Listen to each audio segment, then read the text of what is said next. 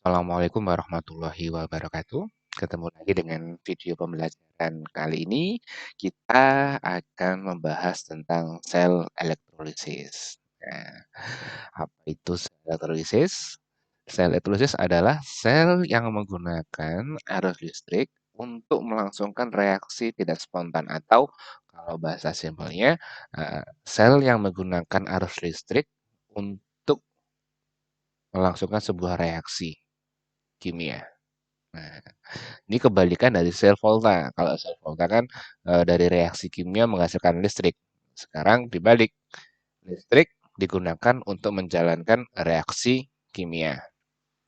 Untuk susunan sel volta, ini ada elektrode atau logam yang dicelupkan, kemudian ada larutan elektrolit, kemudian ada kutub negatif atau kita sebut sebagai eh, katoda, kemudian kutub positif atau yang disebut sebagai eh, anoda seperti itu. Di kutub katoda terjadi reaksi reduksi, sedangkan di anoda terjadi reaksi oksidasi. Nah, reaksi reduksi itu adalah reaksi penerimaan elektron, sedangkan untuk reaksi oksidasi adalah reaksi pelepasan elektron. Nah, untuk proses kerjanya ada sebagai berikut. Elektron itu berasal dari listrik yang digunakan. Itu akan masuk ke kutub negatif. Nah, di kutub negatif ini elektronnya akan diterima oleh katode sehingga terjadi reaksi reduksi. Kemudian di di anoda terjadi reaksi oksidasi atau pelepasan elektron. Nah, karena katoda ini kutubnya negatif, maka nanti ion-ion positif dari elektrolit ini akan bergerak ke katoda. Sedangkan ion-ion negatif dari elektrolit akan bergerak ke kutub. Nah, jadi seperti itu prinsip dasarnya. Nah, kemudian kita bahas reaksi yang ada di sel elektrolisis. Nah, ini perlu beberapa kondisi atau perlu beberapa hal yang diperhatikan dalam menuliskan reaksi yang terjadi pada sel elektrolisis. Karena reaksi di elektrolisis ini ada beberapa syarat yang harus dipenuhi. Yang pertama, ini kita bahas adalah reaksi di katode itu tergantung pada jenis kationnya. Kationnya ada dua jenis, yaitu kation logam aktif, yaitu untuk golongan 1A, 2A, Al, dan Mn. Jika kationnya berasal dari golongan-golongan ini, maka kation itu tidak akan bereaksi. Sebagai gantinya, yang akan tereduksi adalah molekul-molekul air dengan reaksi sebagai berikut. 2H2O ditambah 2 elektron menjadi H2 plus 2 OH-. Sekali lagi, kalau kationnya berasal dari logam-logam aktif, yaitu golongan 1A, 2A, Al, dan Mn, maka kation itu tidak akan bereaksi. Sebagai gantinya, air yang akan tereduksi dengan reaksi seperti ini. Yang kedua, jika kationnya berasal dari selain golongan 1A, 2A, Al, dan Mn, maka kationnya itu yang akan tereduksi. Jika kationnya adalah ion H+, maka reaksinya seperti ini. 2H+ tambah H2 menjadi H2.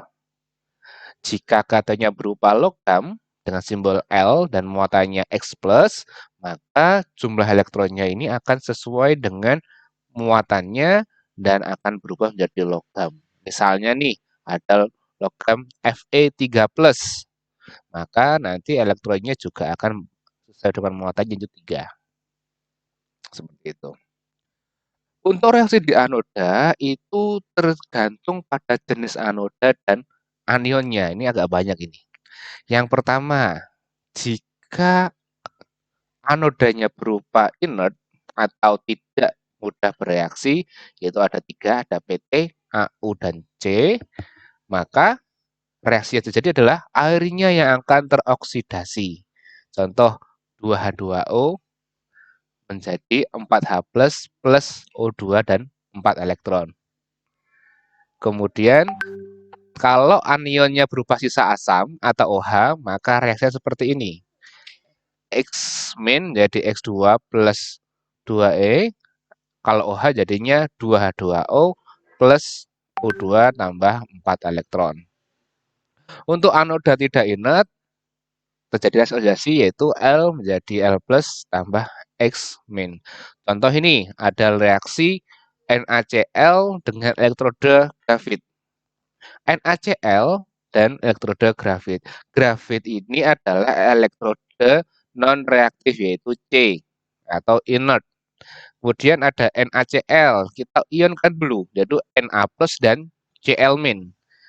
Na kation berasal dari golongan 1A, maka nanti dia tidak akan bereaksi, tetapi akan digantikan dengan molekul air seperti ini. Maka di katode terjadi reaksi seperti ini.